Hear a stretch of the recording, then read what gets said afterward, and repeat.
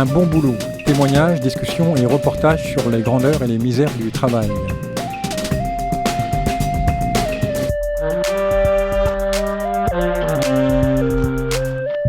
Y a-t-il des bons boulots ? Qu'est-ce qui caractérise un bon boulot ou au contraire un sale boulot ? Épanouissement, reconnaissance, insertion sociale, créativité, maîtrise d'un métier, sentiment d'utilité ou bien aliénation, émiettement du travail, perte de sens, management toxique, burn-out, dépression. Qu'est-ce qui fait la différence ? Le travail lui-même, ses conditions d'exercice ou les possibilités offertes à une personne de s'y investir et d'y gagner une certaine autonomie. Le sujet est vaste et délicat quand il s'agit de témoigner. Nous parlerons métier et nous aborderons les raisons pour lesquelles un individu s'épanouit dans son travail. Nous chercherons aussi à comprendre sous quelles conditions un bon boulot pourrait être dévalorisé et devenir parfois un sale boulot. À 15 ans, Elion fuit la guerre civile de 1997 en Albanie. 2 ans plus tard, après avoir séjourné en Grèce, en Allemagne, en Suisse, en Italie, il arrive à Roscoff. Après avoir réussi à se glisser dans un ferry pour l'Irlande, en utilisant les amarres du bateau, il retourne à terre pour aider 2 amis malades. Arrêté et confié à un foyer de l'aide sociale à l'enfance, il apprend le français, rencontre sa future femme et obtient le droit de rester sur le territoire. Il apprend sur le tas le métier de plaquiste. Aujourd'hui, à 42 ans, suite à des problèmes de santé liés au travail, il décide de se reconvertir. Bonjour Elion. Bonjour. Donc Elion, avant de décrire tout ce parcours-là, depuis l'Albanie jusqu'à Roscoff, pourriez-vous décrire d'une part la situation rapidement en Albanie, votre situation scolaire avant la déclaration de la guerre civile? Bonjour, je m'appelle Elion Morava, né en Albanie, 1982. Et ma vie, ça a commencé à aller à l'école comme tout le monde. Et en fait, j'ai vu une vie quand l'Albanie faisait partie de la dictature.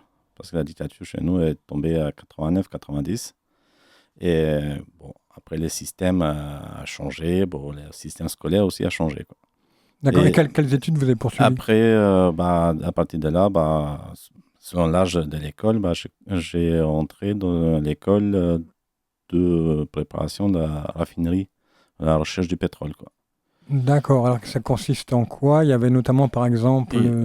En fait, c'est comme dans notre ville, il y a une raffinerie pétrolière. En fait, il y a l'école qui était prévue.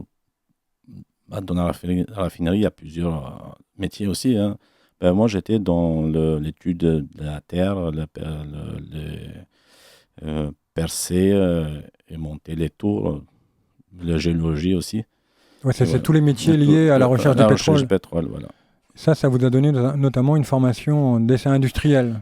Voilà. Je le dis parce que c'est important pour la suite. Ouais. Pour arriver là, certes, il y a des études à faire. On a commencé par les dessins techniques, on a étudié tous en 3D, la terre ou les machines et tout. Parce qu'à l'époque, tout se faisait, on devait réparer, même nous-mêmes, des machines qui tombaient en panne. D'accord. Il n'y a pas un pays d'entreprise qui va venir réparer. Là, il fallait faire sur place. On apprend beaucoup de choses. Ouais, vous avez appris aussi le métier d'ajusteur. Après, en parallèle, oui, j'ai appris ajusteur tourneur et aussi une partie mécanique. Mais tout ça, c'était à part. Ça veut dire sorte de 2 écoles en même temps, quoi. Ah d'accord, ok. Donc voilà, à 15 ans, vous avez ce bagage-là. Et là, la guerre éclate. Après 97, la guerre civile éclate suite à des mauvais managements de le gouvernement albanais, en laissant des entreprises pyramidales s'installer. Et en fait, pour venir vite, les Albanais ont tout perdu l'argent qu'ils avaient mis dans ces banques-là. Oui, et après, on cherche l'argent, l'argent est plus... on se venge. Ça veut dire les Albanais ont brûlé les mairies, les préfectures, ouvert des dépôts d'armes, l'armée a déserté, la police a déserté.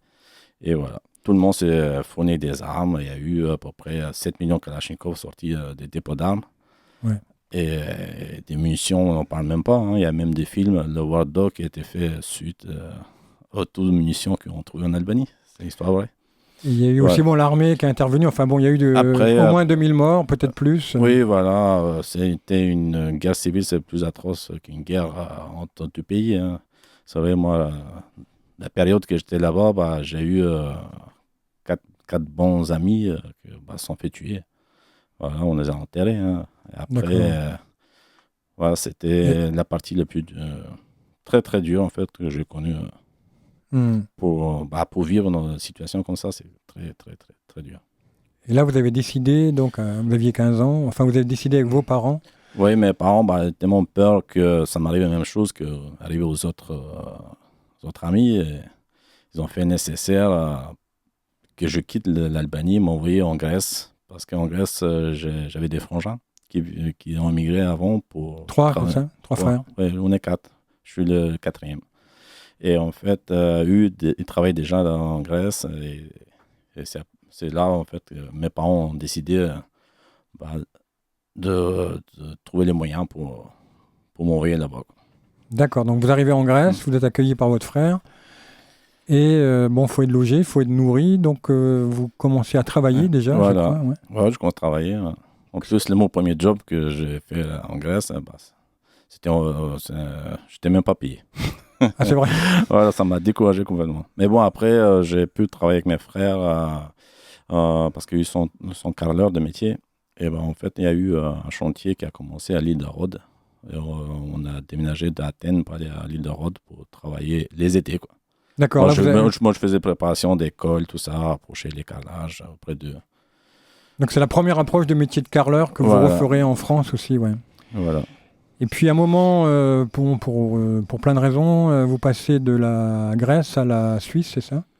En fait, j'aimais pas du tout travailler en Grèce, parce qu'il y a eu aussi une histoire politique entre les deux peuples. On n'est pas très apprécié là-bas.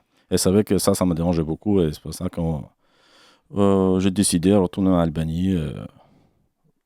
Retourner en Albanie, pas aller en Suisse, non? Non, retourner en Albanie. De l'Albanie, oui, parce qu'il est obligé d'aller en Albanie. De l'Albanie, en fait, payer un passeur en Zodiac pour débarquer en Italie. Et d'Italie, après, je remontais jusqu'en Suisse. Et de la Suisse, en Allemagne, en France. Ah d'accord, j'avais mal fait le parcours. Moi, je voyais d'abord Suisse, Allemagne et Italie. Enfin, donc c'est Grèce, Albanie, Italie, Suisse, Allemagne. Et définitivement en France. Et pourquoi pas passer directement de l'Italie à la France En fait, toujours comme des migrants, on cherche des pays qui payent le mieux, qui a moins de... C'est vrai que le franc suisse, si on convertit en lek, ça rapporte beaucoup plus d'argent là-bas que le franc français. Ou le Deutsche Mark, c'est vrai que le cours de change de l'argent, il était plus fort en franc suisse ou le Deutsche Mark. Mais dans ces deux pays, vous avez dû être aussi clandestin, alors vous n'avez pas réussi à vous installer. En fait, on faisait des demandes pour avoir des papiers, mais bon, c'était nul. D'accord. Ok, donc finalement, vous arrivez en France. Bon, là, on va un peu vite parce qu'il y a quand même des passages la nuit dans la montagne. Il y a des passages dans le Zodiac. Les frontières ne se traversent pas avec un billet. Hein. Non, après, nous, c'était une période que l'Albanie était en guerre, le Kosovo était en guerre. Et c'est vrai qu'on était bloqué par l'Europe, en fait, pour pouvoir bouger comme on bouge aujourd'hui. Et le seul moyen, c'est payer les trafiquants, en fait, pour les passeurs, pour traverser la mer Adriatique, aller en Italie. D'Italie, dès qu'on arrive, on a marché toute la nuit pour arriver jusqu'au lendemain. Le matin, un point de rendez-vous, il y avait des fourgons qui nous attendaient. De là, après, qui nous ont amenés jusqu'à la gare de Bari, en Italie. À partir de là, après, on a pris le train pour arriver jusqu'à Milan. D'accord, ouais. Ouais, tout ça, ça coûte aussi, ça coûte tout très ça, cher. C'est très cher. Hein. Tout, à l'époque, c'était payé tout en dollars. C'était 2000 euros, 2000 $, je crois. Oui, c'était 2000 $ par personne. Hein. Nous, on a eu des connaissances. Vous avez payé moins cher. Voilà, on payait moins cher. Bon, c'est comme ça, hein, ça se négocie. Bon. Et à un moment, vous arrivez donc à Paris, et là, vous décidez non pas d'aller, parce que vous voulez aller en Angleterre. Ah, pourquoi l'Angleterre et pas la France ou un autre pays? En fait, d'Italie, on allait un peu en Suisse. De Suisse, on est en Allemagne, parce qu'en Suisse, en fait, c'est très dur pour travailler. Et l'Allemagne, j'ai travaillé pour faire un peu d'argent. Qu'est-ce que vous avez fait comme travail? Ramassage des fraises, des pommes, parce qu'on était dans une région où il y avait beaucoup de pommes, comme ici, D'accord. comme la Bretagne. Ouais, ouais. Et tout cet argent-là, en fait, que j'ai réussi à économiser, je me suis dit, il faut que j'aille en Angleterre. D'accord. Parce que l'Angleterre, à l'époque, pour les Albanais, c'est qu'on rentre en pays, ils ne pouvaient plus nous ramener au pays. D'accord, Ouais. vous étiez, a priori, une fois passé la frontière, vous étiez sûr de pouvoir y rester. Voilà, c'est ça, en fait. C'était cet avantage-là que l'Angleterre offrait. Ok. Et pour y aller, vous choisissez non pas Calais, mais Roscoff. En fait, à force de rencontrer tellement de gens qui ont fait le passage une fois ou deux fois, et ils ont dit il ne faut pas aller à Calais parce qu'il y a trop de monde. Et sur 10, il y a un qui passe, quoi. Et c'est là que j'ai trouvé une carte maritime. Et en fait, j'ai trouvé des lignes de bateaux qui partent de Roscoff. D'accord, c'est sur la base d'une carte avec des lignes Voilà, tracées. voilà, des lignes de ferry, en fait. On dit, tiens, pourquoi pas on essaye à partir de là, de Roscoff. Ça sera D'accord. pas... Là, vous Ah, étiez 4 à ce moment-là, hein. oui, voilà. On était deux bons amis, on est toujours amis, hein, qu'on a décidé de partir. Et c'est vrai qu'en partant, il y a deux autres collègues qu'on connaissait, hein, qui ont dit, écoute, on vous suit. Comme ça, après, comme on dit, l'union fait la force. Oui, oui, oui. On se sent plus rassuré. Et là, l'opération suivante, c'est de monter donc sur un ferry et vous êtes Bon, 4. en fait, ouais, on est arrivé à Paris. De Paris, on a trouvé la gare de Montparnasse. Et à partir de là, en fait, on a pris les billets pour aller à Brest. Et en fait, on a pris les billets pour aller à Brest, mais on s'est arrêté à Roscoff. D'accord, ouais. Et à Roscoff, après, on sommes allés à La gare maritime. la gare maritime, voir un peu la situation. C'est ça. Faut préparer, évaluer. préparer le, préparer La montée, la l'embarquement, montée, ouais. quoi, l'embarquement, comment on va faire. En fait, on a étudié, quoi. Et c'est vrai que il n'y avait pas de moyen pour passer par la passerelle parce que il faut un billet, il faut des papiers. Et en fait, le seul moyen qu'ils nous ont offert, c'est passer par les amarres, en fait. D'accord, alors c'est les amarres d'un ferry, donc ça fait peut-être 100 mètres de long, je sais pas. Il faut passer au-dessus de l'eau. Ouais, au moins, disons 30 mètres, hein, Ouais, 30 mètres, ouais. mais après, c'est vrai que, on s'est dit, on a traversé l'Europe, hein, on va pas s'arrêter là, hein. C'est ça, ouais. Oui, bien sûr, ouais. Et, Et donc, ce qui est étrange, c'est que vous y allez, mais vous revenez. en fait, sur la route, parce que dans tout le parcours qu'on a fait, on a dormi quand même dehors, hein, on n'a pas dormi dans les hôtels.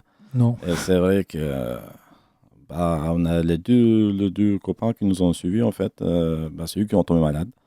Ils ont attrapé la fièvre de vomissement, ils commencent à vomir, ils ne se sentaient pas bien. Et nous, on était pressés pour monter. Et avec mon ami, moi, je suis allé le premier. Je suis monté le premier, il m'a suivi. C'était dur, mais on a réussi quand même. Mais après, c'est vrai que les autres n'avaient pas de force. Ils n'avaient pas de force pour monter. C'était impossible. Et en fait, si on restait dans le bateau, on se faisait choper, c'était le retour direct en Albanie. C'est comme ça, on a décidé de redescendre, en fait, à aller demander de l'aide. On a vu, il y avait une petite pièce. Il y avait un gendarme qui faisait gardien. On est parti demander de l'aide d'abord. Et voilà. D'accord. Donc, ils sont pris en soin, vos deux camarades. Oui, oui, voilà. En fait, au début, quoi, on était des touristes, mais bon. Dès qu'il a compris, des réfugiés, tout de suite, ses collègues sont arrivés. Et ça change de statut, ouais. Ouais. Et là, coup de chance, parce que vous étiez encore mineur, on va dire. Moi, j'étais mineur avec mon ami, mais les deux autres personnes étaient majeures. Ouais. Donc, vous étiez ce qu'on appelle mineur isolé, je crois. Enfin, vous avez été accueilli dans un foyer d'aide sociale à l'enfance. Ouais, non, on ne savait pas qu'en France, il y a une loi, si vous venez mineur, si vous êtes mineur, vous êtes protégé par l'État jusqu'à l'âge... Jusqu'à 18 ans, ouais. 18 ans. Et c'est vrai que nous, on s'est dit, pourquoi on est séparés, pourquoi on n'est pas avec les autres? Et c'est là on dit, non, vous êtes mineur, jusqu'à vos 18 ans, vous êtes sous la protection de l'État français. Ça, c'est une chance, ouais. Oui. Et là, en plus, vous avez été très bien accueillis, semble-t-il, enfin, d'après vos témoignages. Hein, Oui, on a été placés dans un foyer pour mineurs au début, mais bon, c'était vraiment des jeunes, quoi. C'était plus. Ouais. Ouais, après, bah, nous, dans notre physiquement et mentalement, on était des Ouais. adultes, quoi, si on veut, parce que bon, tout ce qu'on a parcouru, tout ce qu'on a vu, c'est vrai que trouver dans un foyer avec des enfants de 10, 11 ans, pour nous, c'est des bébés, quoi. Vous avez été là avec des plus grands après, non? Parce que, Après, oui, ouais. on a fait une demande parce qu'on ne se sentait pas bien. On a dit, bah, il n'y a pas d'autres foyers un peu plus grands. Et c'est là, en fait, on déplaçait un foyer avec des plus grands, de 16 ans, 15 ans, 16 ans, 17 ans. Ouais, et puis qui n'ont pas la même histoire. Eux, ils sont. Oui, après, bon, on a eu cette chance-là on était dans un foyer avec des gens français. En fait, on n'a pas eu une différence que les émigrés à part et les Français à part. Non, non, on était bien, très, très bien accueillis. Et grâce à ce foyer, donc, vous avez pu apprendre le français. Oui, on a demandé en fait qu'il faut qu'on fasse quelque chose, apprendre le français, parce que ouais, moi je comprenais rien en français en fait. Et j'attendais mais pour moi c'était. Ouais, je précise qu'entre-temps, vous avez quand même appris une bonne partie l'allemand, le grec, Oui, quand j'ai l'italien.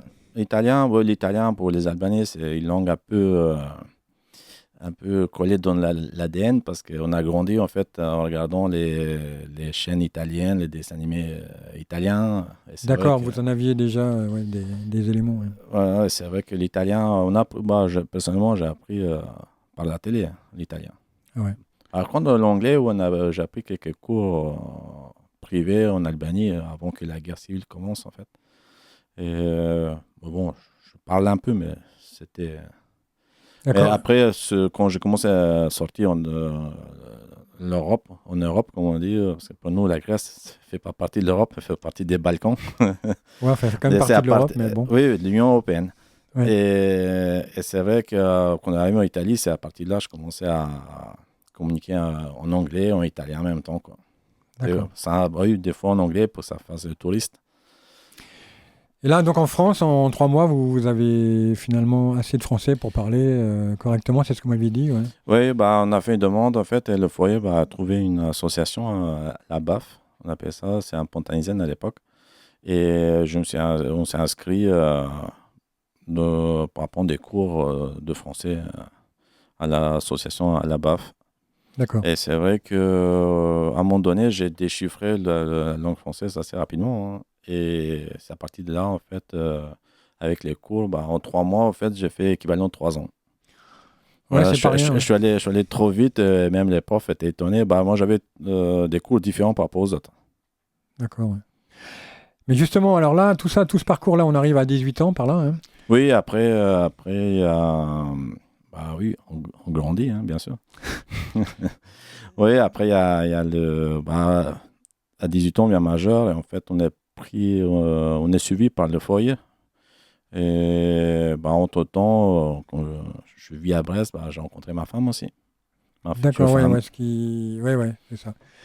Et là, donc, là se pose la question du travail. Et à 18 ans, il y a 2 voies possibles au moins. Bon, il y a votre femme qui arrive là, donc il y a elle aussi, elle est en train de faire des études. Oui, comme je l'ai rencontré, elle a fini son bac. Après, elle a commencé les études pour le commerce international au Ciel, au Relais-Crayon, l'école de Ciel. Je sais pas Je connais pas, tu non. connais Enfin, mon pas. école de... Voilà. Après, on a décidé de se marier aussi parce que, bon, faut être honnête, hein, il fallait bien aussi des papiers pour le long terme. Oui. Enfin, il faut préciser que c'est toujours votre femme, donc c'était pas un mariage blanc. Non, on est toujours ensemble.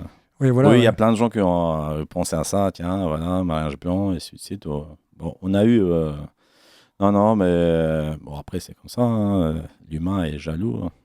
Oui, on peut dire facilement du mal des autres. Mais en l'occurrence, là, c'est une belle histoire. Et après, Même si elle voilà. vous a sauvé finalement, parce que sinon vous auriez dû repartir. Hein. Non, j'avais un carte de séjour, en fait, mais bon, c'est vrai qu'il y avait les périodes qu'il y avait les élections entre Chirac et Le Pen, et c'est vrai, ma femme a eu peur. Elle a dit, écoute, imagine si Le Pen passe, ils vont t'envoyer au pays. Et c'est là qu'elle me dit, en plus, c'est elle qui m'a proposé, hein. Elle dit, si tu veux, on se marie, au moins, t'es tranquille, tu partiras pas. Mais bon, voilà. Ok. Et c'est passé, on s'est mariés. Après, je suis devenu un homme responsable. Ça, tout d'un coup, vous devenez chef de famille. Chef de famille. Et donc, il faut travailler. Non, mais je dis ça en rigolant, mais parce que là, à ce moment-là, vous pouviez, vu les compétences que vous avez développées, vous avez appris plusieurs langues, déjà en Albanie, vous aviez une formation, vous avez fait un parcours assez invraisemblable qui témoigne quand même de beaucoup de choses. Vous n'avez pas souhaité faire une formation supplémentaire, vous avez souhaité travailler tout de suite, parce que justement, votre femme, c'est ça, avait besoin. Ma femme a fait ses études, elle a fait un emprunt pour payer son école. Et en fait, si moi je prends les études aussi, il fallait quand même encore de l'argent pour faire une formation. C'était, en fait, il fallait de l'argent, il fallait travailler. Et après, le bâtiment, il ouvre les portes plus facilement pour les gens d'ailleurs. Oui. Ils sont en train d'essayer de changer les lois d'ailleurs. Ouais. Et en fait, non, je pouvais pas. J'ai dit, écoute, je vais commencer à travailler. J'ai dit à ma femme qu'elle finisse ses études, après on verra plus tard. Mais après, on rentre dans l'engrenage, qu'on commence à mettre les pieds dans un métier, après, c'est compliqué. C'est difficile de s'arrêter pour repartir sur des formations. C'est possible, moi je l'ai fait, mais bon, c'est vrai que c'est difficile. Après, quand on vient dans un pays, oui, c'est ça, vous ne cherchez pas non plus à avoir de la cerise sur le gâteau. Hein. Il faut commencer, il faut avoir la farine, l'eau pour faire le gâteau. Et c'est vrai que non, il fallait travailler en fait, il fallait gagner sa vie pour pouvoir...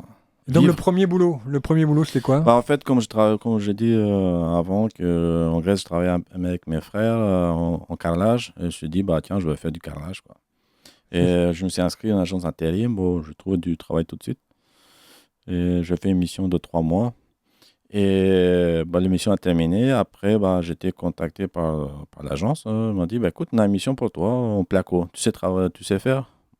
Honnêtement, je ne savais pas faire, hein, mais je dis oui.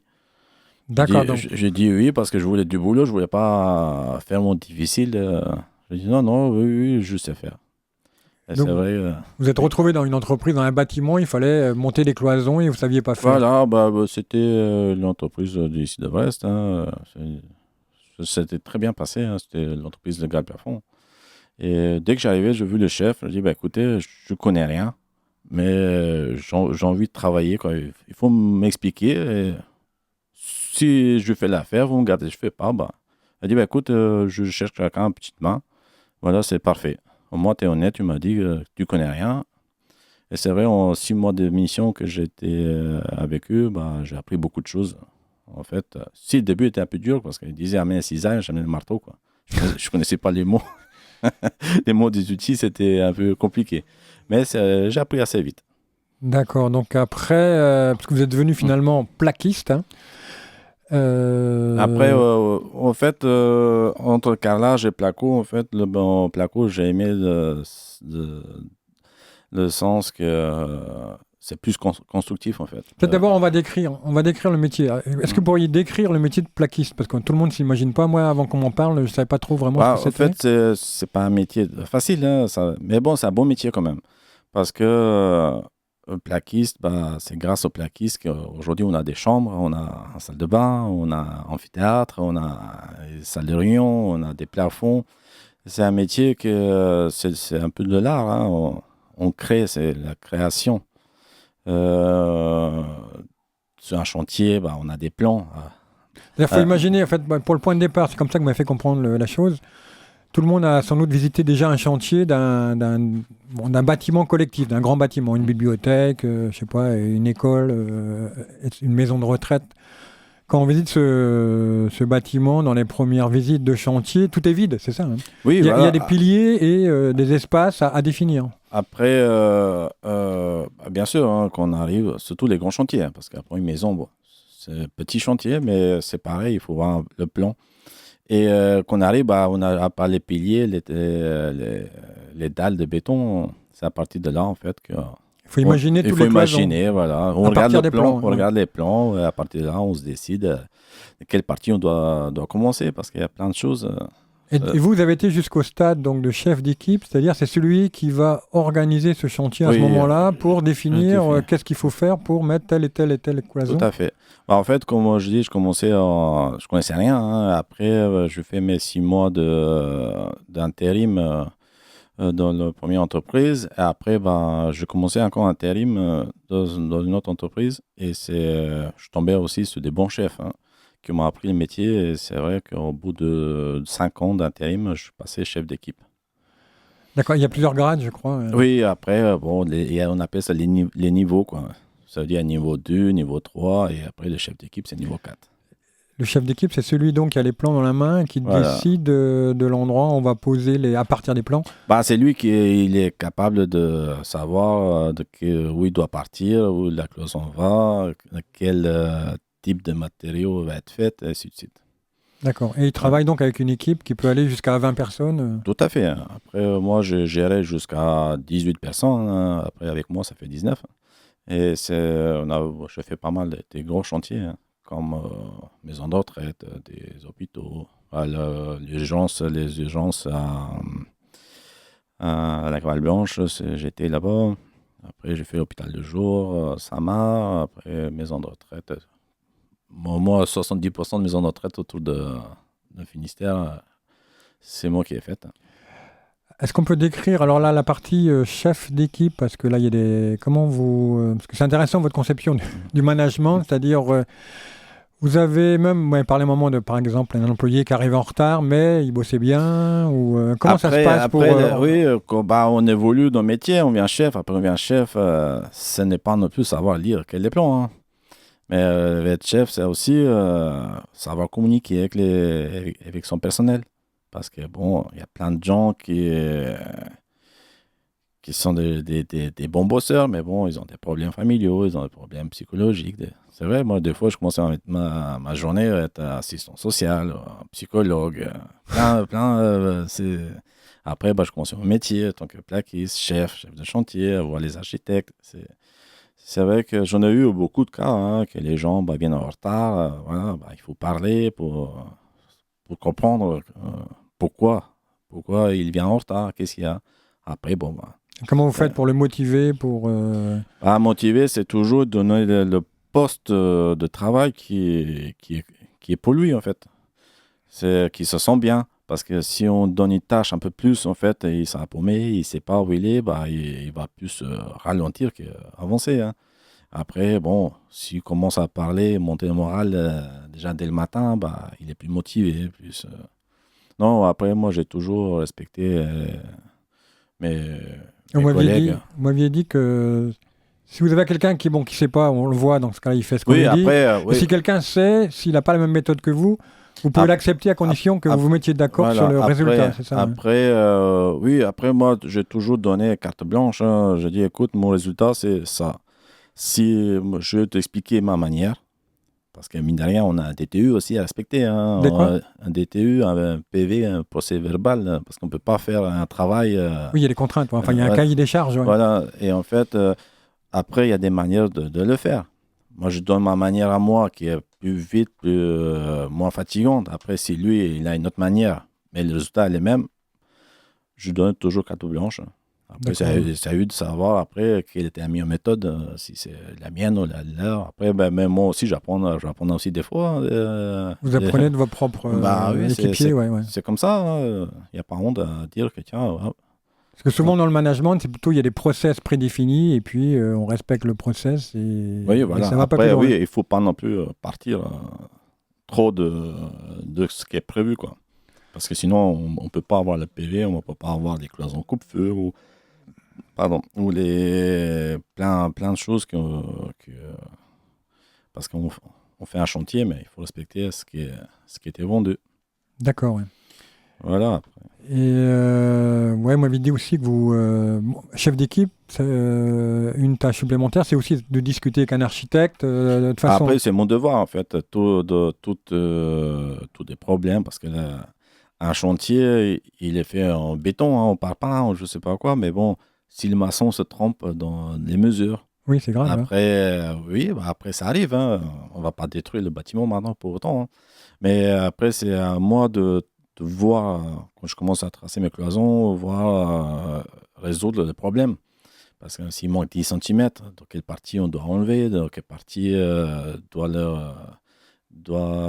quelle pièce on doit faire plus petite. Et après, souvent dans les grands chantiers, comme on doit respecter aussi les rayons handicapés. Ah oui. Et après, c'est pour ça que je vois souvent avec l'architecte, pour que lui, déjà, il prend note et étudie de sa part. Après, il donne au bureau de contrôle aussi qui décide. Et comment vous évaluez le temps nécessaire à un chantier? Parce que c'est très important. Si vous vous trompez d'une semaine, c'est énorme, par exemple. Est-ce qu'on vous impose un temps ou ça se discute? Comment ça se passe? Après, ça dépend des entreprises. Moi, j'ai travaillé dans une entreprise où j'ai voulu être très vite devenu chef d'équipe. J'avais jamais de temps. En fait, c'est que... C'est vous qui définissiez le temps?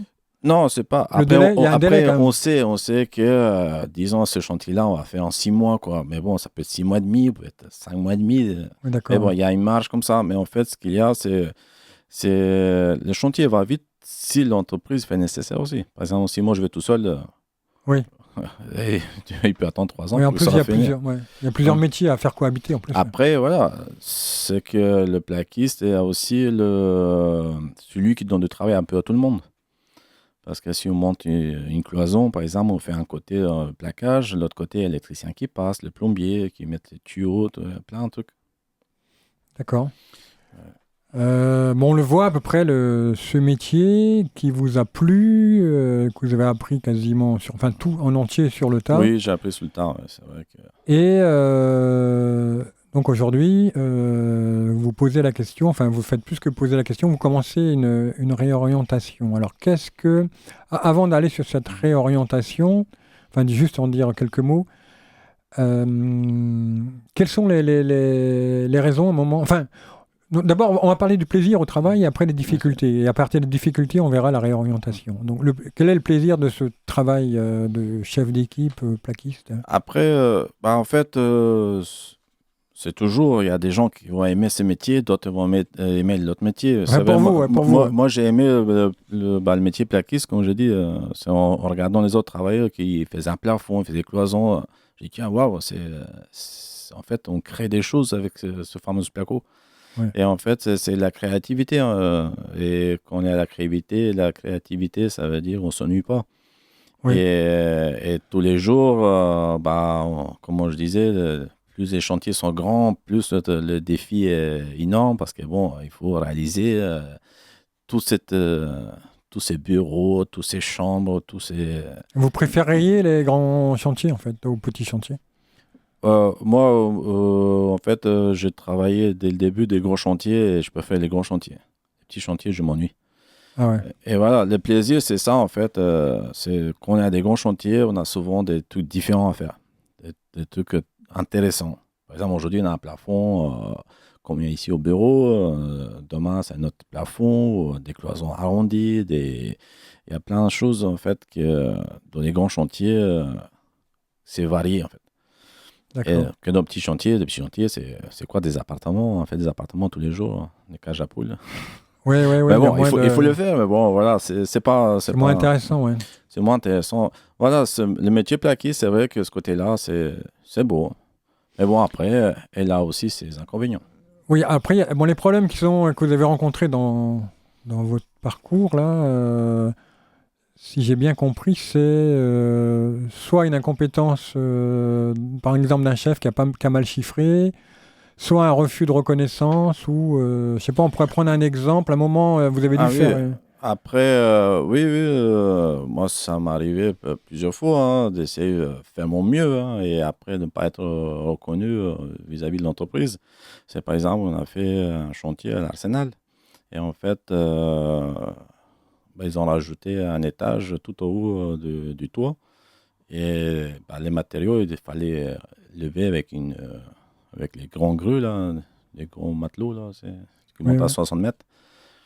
Et en fait, à un moment donné, on avait des palettes qui étaient tout au bas. Et il y avait un monte-charge qui montait jusqu'au 5e. Nous devions monter jusqu'à 6e. Le monte-charge était en panne. Et là, il y a eu une entreprise, Soprema, qui sont venus, en fait, qu'ils ont loué cette grue-là pour eux, quoi. Et en fait, comme eux, ils avaient juste à descendre tous leurs déchets, tout leur matériel. Et en fait, je me suis arrangé avec le chef. J'ai dit, écoute... si ça ne dérange pas, comme la grue monte à vide, ça ne dérange pas qu'on monte une palette. On avait 7 palettes. Elle dit, bah écoute, Eliane, ouais, pas de souci, de toute façon. Ça change rien pour eux. Oui, Ouais. voilà, ça change rien. Elle dit, juste, par contre, fais vite pour pas qu'il attende, quoi. Il n'y a pas de souci, on mettait sur une grande passerelle, elle était faite sur de l'échafaudage. On mettait dessus, et voilà, on a fait, on a monté les 7 palettes comme ça, quoi. Après, pour remercier bah, les gars, bah, je suis parti le soir à Carrefour, j'ai pris un peu de cacahuètes, des packs de bière, une bouteille de vin, des coca, tout ça. Pour le lendemain, je dis bah, merci, voilà, prenez votre apéro.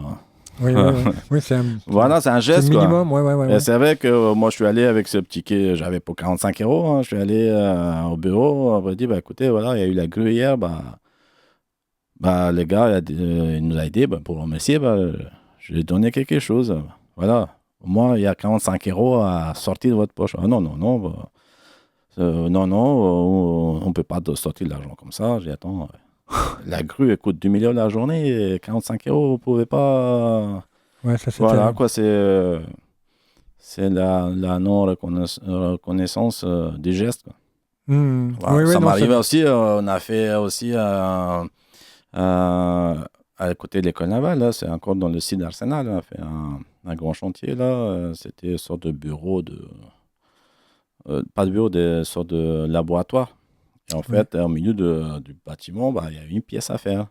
Et cette pièce, bah, il fallait faire en cage Faraday, en fait, oui, pour c'est un pas, procédé. voilà, pour pas avoir de réseau de téléphone intérieur, parce qu'il y avait l'ordinateur, en fait, c'était le cerveau de tous les autres ordinateurs. C'est à partir de là, en fait. Donc il fallait le protéger avec une cage Faraday. Ouais. Voilà. Et en fait, bah, comme nous, on n'était pas réhabilités à faire ça, hein. Et en fait, bah, l'entreprise a complètement zappé qu'il y avait ça à faire. Incroyable, ouais. Et en fait, c'était l'entreprise Sogea à l'époque qui avait le chantier, on bossait pour eux. Et bah, le gars, le coordinateur de Sogea, bah, il a dit bah, il faut le faire parce que le chantier prend du retard. Il a dit, bah, écoute, nous, on ne sait pas faire, hein, maintenant, je ne sais pas. Et lui, en fait, il a cherché toute la notice, comment on fait un cache à Faraday, quoi. Et en fait, quand il a fait un devis, en fait, par les entreprises, c'était minimum 37 000 euros pour faire cette pièce-là, quoi. D'accord. Et bah, on est parti au bureau, dire à l'entreprise, dire, bah, écoutez, voilà, non, mais bon, en fait, ils ont oublié de chiffrer, quoi. Ils ont cru que c'était un truc à faire avec du placo, Incroyable, simplement. ouais. Et bah, avec mon collègue Amar, bah, lui, il savait, il avait pris côté jeune à souder, quoi. Et donc, vous avez réussi à faire cette cage Faraday. Voilà, on a trouvé un arc, des électrodes. On a réussi à faire cette cage Faraday, quoi. Pour un tarif de plaquiste et non pas un tarif d'expert en cage Faraday. Ouais. Et la meilleure, c'est on a fini cette pièce-là, hein, comme nickel, était approuvée par la Sogea. Et bah, mon collègue, à force de souder, bah, il y a eu plein de pics dans son pull, quoi. Oui. Et on est parti au bureau, là, bah, le matin, et on a dit, il dit, bah, écoute, bah, j'ai mon pull, il y a plein de trous, il est troué, est-ce que tu peux m'acheter un autre? Ah bah non, comment ça, acheter un pull? Attends, on vient vous faire gagner parce qu'à 40 000 euros, incapable pour payer un pull, quoi. Voilà, c'est... Oui, ça c'est terrible. Ouais, et on n'a même pas eu une prime, rien du tout. Bon, d'accord, ouais, donc là c'est pas possible. En plus, c'est pas un métier... il est peut-être pas payé à la hauteur. Chef, vous avez... Combien vous me parliez? Je sais plus, 16, 20 euros de l'heure pour être chef au d'équipe. minimum, en fait, dès que le SMIC augmente, le SMIC de tout le monde augmente, en fait, de tous les niveaux. Mais enfin, le SMIC, c'est déjà très bas quand même. Pour des métiers... Non, chaque niveau de... chaque niveau, il y a le SMIC. Ouais. Voilà, quoi. Si le SMIC de 11,0 va à 11,30, bah, les autres niveaux augmentent de 30 centimes aussi, quoi. Oui, enfin, c'est pas... Ouais. Parce que vous disiez qu'à Paris, par exemple, il y a les mêmes boulots sont payés bien mieux. Oui, bah, bien sûr. Moi, j'ai un compatriote qui était là, à Brest. Lui est parti à Lyon. Bah, lui était payé... ça fait quelques années. Hein, il était payé à 12 euros de l'heure ici. Il est parti là-bas, il est à 15, quoi. À Lyon. Il est parti à Lyon, quoi. Pour le même calife. Hein. Donc le manque de reconnaissance se traduit par pas mal de choses, y compris le salaire. Le salaire. Et donc en plus, à un moment, parce que c'est un boulot très physique, hein, vous avez eu des problèmes d'épaule, même une hernie. Il faut dire aussi, ces plaquistes, c'est beau, craie, tout ça, mais tout ce placo, c'est du poids. Hein. Et pour mettre en œuvre, pour le faire rentrer, tout ça, il faut penser aussi. Hein. Comme on fait des gros chantiers, ça veut dire qu'il y a des semi-remorques qui arrivent. Un semi-remorque, il y a 20 tonnes de placo à décharger. Certes, il y a des collègues, mais bon, en tant que chef, tu es obligé aussi de mettre la main dans la pâte. Hein. Si tu ne travailles pas, les autres font la même chose. Et en fait, oui, les années passent, porter du poids, le corps lâche aussi. Et là, vous avez le rhumatologue, même vous a dit que c'est un métier après 50 ans. Après, oui, le problème à l'épaule que j'ai, c'est reconnu par le métier de plaquiste. Hein. C'est l'usure, garder les bras en l'air, porter du poids. Aussi, j'ai eu aussi un malchance, faire 2 hernies inguinales, à force de soulever du poids. Oui. Se faire opérer 2 fois. Bon. Ceci étant, vous n'avez pas souhaité faire reconnaître ces maladies comme issues du travail, comme maladies professionnelles. Si, l'épaule est reconnue maladie professionnelle, mais les hernies inguinales, non. D'accord. Et donc, vous avez décidé de changer de... En fait, c'est bien beau tout ça, mais à un moment donné, il faut se dire aussi que ma retraite, elle n'est pas à 45 ans, hein, elle est à 65 ou 67 ans. Ça veut dire qu'il me reste presque 20 ans ou 25 ans à travailler et j'ai du mal à voir ma vie être sur le chantier à porter des plaques. Après, peut-être je suis tombé sur une entreprise qui ne m'ont jamais donné les personnes qu'il me fallait pour travailler et faire mon travail de chef d'équipe. J'étais souvent seul avec un bonhomme ou 2 bonhommes. C'est vrai qu'à 3 ou à 4, c'est impossible à avoir, être déjà chef. Mais bon, j'étais chef et balayeur en même temps. Quoi. Oui, alors que vous auriez pu continuer votre métier si effectivement il y avait eu vraiment des équipes. Et c'est vrai que là, comment c'est abîmé partout, c'est ça, je dis stop et il tombe peut-être penser à se reconvertir. D'accord. Et vous en avez même discuté avec votre femme et s'il y a... Oui, bien sûr. Et tout le monde est d'accord, vaut mieux sauver la santé et faire un autre métier. Bon, je précise que vous aviez aussi une entreprise. Oui, voilà, j'ai ouvert une entreprise en 2019 parce qu'à l'époque, l'entreprise où je travaillais, il y avait qu'un patron. Et après, parti en SCOP, en coopérative, et j'étais sollicité, hein, bien sûr, mais bon, je n'ai pas accepté l'offre parce que bon, ça ne me convenait pas. Et en ce moment-là, ça parlait que l'entreprise va fermer, ainsi de suite. Et là, j'ai décidé en fait de me mettre en tant qu'auto-entrepreneur. D'accord, comme plaquiste ou comme... Comme plaquiste. D'accord. Voilà, après, j'ai fait un stage d'une semaine auprès de chambre de métier. Ah oui, qui vous ont un prix minimum de compta ou de... Oui, voilà, non, il y a eu un stage de fait, tout ça. Et après, bien sûr, j'ai prévenu l'entreprise par lettre recommandée que j'ai ouvert mon activité, parce que c'est la loi, il faut dire ça. Oui. Et après, voilà, je ne peux pas être une menace pour l'entreprise. Hein. Non, si vous commencez, avec un camion. Et après, c'est vrai que j'ai accessé quand même mon entreprise aussi, à faire des petits chantiers, bien sûr, parce que je ne peux pas être de 8h jusqu'à 17h à l'entreprise, après, travailler pour moi. Oui. Mais j'en ai fait quand même quelques petits chantiers, mais je l'ai toujours en entreprise. C'est ça, donc elle pourrait faire partie éventuellement, enfin en tout cas c'est une des solutions envisageables pour une éventuelle, pour une reconversion. Oui, voilà. Après, en fait, je pense à des projets pour la reconversion. Après, si ça me plaît pas, parce que c'est comme tout, hein, il faut y travailler là-dessus. Si le métier que je choisis ne me plaît pas, je pourrais quand même continuer mon activité en tant que plaquiste, travailler pour moi. D'accord. Et vous n'excluez pas non plus, je crois, une formation éventuelle, si c'est nécessaire, pour faire un autre boulot? Oui, si, c'est ça, en fait. Je suis en train de voir, faire une formation pour apprendre notre métier. Hein. Ça peut être, je ne dirais pas quoi, hein. Mais bon, c'est un peu top secret. On verra à la prochaine émission. Non, et en fait, le but, c'est de préserver sa santé, quoi. C'est pas non plus aller être... à la sécurité sociale, demander quand je serai payé pour ma maladie, pour mon accident de travail. Vous avez une vision assez libérale, pas chacun se prend soin de sa santé. Vaut mieux faut voir ça. Je préfère voir ça maintenant parce que c'est l'âge qu'on apprend et on est toujours motivé. Hein. qu'attendre à 55 ans, être mal au point, en santé. Il faut faire attention à soi. Ouais. Ouais. Il faut toujours voir comment... Enfin, des portes de sortie aussi. Ouais. Voilà, et après, si on veut se reconvertir, en fait, après, il faut une expérience. Et, je ne vais pas commencer à 55 ans, 57 ans, faire un autre métier, sachant que 65 ans, on prend la retraite. Mais là, vous n'avez que 42 ans. Là, voilà, comme ça me laisse le temps, après, évoluer l'autre métier ou faire autre chose. D'accord. De toute façon, celui qui cherche de travail, il en trouve. Ça, c'est la vision du migrant qui a trouvé tout de suite du boulot alors qu'il n'avait pas les papiers. De toute façon, soit tu crèves la dalle, soit tu travailles. Hein. Ouais, alors bon, ouais, on pourrait débattre là-dessus.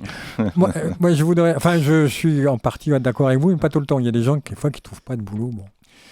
Mais d'habitude, je conclus sur les conseils aux jeunes hommes. J'ai envie de faire autrement. Donc, on n'a pas prévu ça. Vous avez pendant de 97 à 2000, ça dure 3 ans. Vous avez fui une guerre, vous avez été en Grèce, vous avez été clandestin, vous avez passé les montagnes, vous avez trouvé du boulot partout, vous avez appris autant que possible les langues sur place.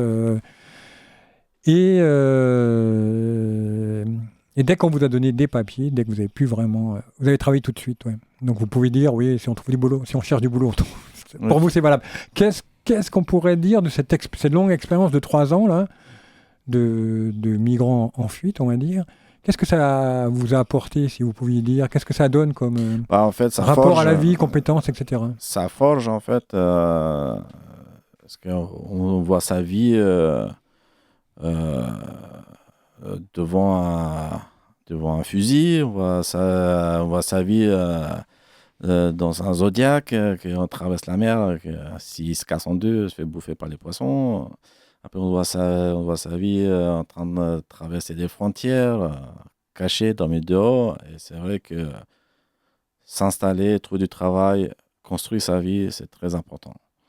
Ouais. Et travailler, certes, mon cas, il y a du travail, des métiers sont venus, on prend le travail, hein, mais il ne faut pas non plus tomber dans le piège. Il faut penser aussi, tiens, ce travail-là, j'aime plus, mais je peux faire un autre qui me convient. À un moment, vous m'avez dit, à propos quand vous étiez clandestin, voilà, je suis vivant aujourd'hui, c'est ça? Oui, c'est ça. Hein, le bilan du jour. Et après, finalement, vous êtes installé. Ouais, Après, non, il faut. De toute façon, il n'y a pas de choix aujourd'hui, il faut travailler. Hein, le travail, c'est celui qui nous donne un toit, celui qui nous donne une voiture, celui qui nous donne des vêtements pour s'habiller. C'est ça. Oui, une vie sociale aussi. Une vie sociale. Hein, après, chacun le choix, une fois qu'il se sent bien, si le métier ne lui convient pas, faire une formation, se reconvertir. Mais il faut être toujours motivé. D'accord. Il faut se lever le matin et dire je vais travailler. Il ne faut pas, tiens, je vais travailler aujourd'hui, on fait chier, je suis bien au lit. Non, ça c'est pas bien. Ouais. Non, c'est vrai, mais après, quelquefois, c'est vraiment pénible aussi d'aller travailler quand le travail est trop dur, quand on est maltraité. Oui, mais c'est pour ça que j'ai dit que si on voit que c'est pas possible, il faut changer.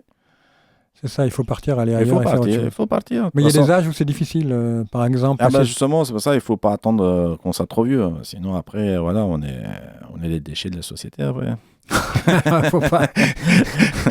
Faut peut-être pas aller si fort. C'est comme ça, on devient comme je dis chez nous, on devient un parasite après. Non, mais c'est vrai qu'il ne faut pas attendre que ce soit trop tard, en fait, c'est ça. Ouais, c'est-à-dire qu'il faut toujours avoir les visions de la suite et de l'avenir et des moyens. Et vous trouvez qu'en France, on a vraiment tous les moyens pour s'orienter comme on veut? Bien sûr.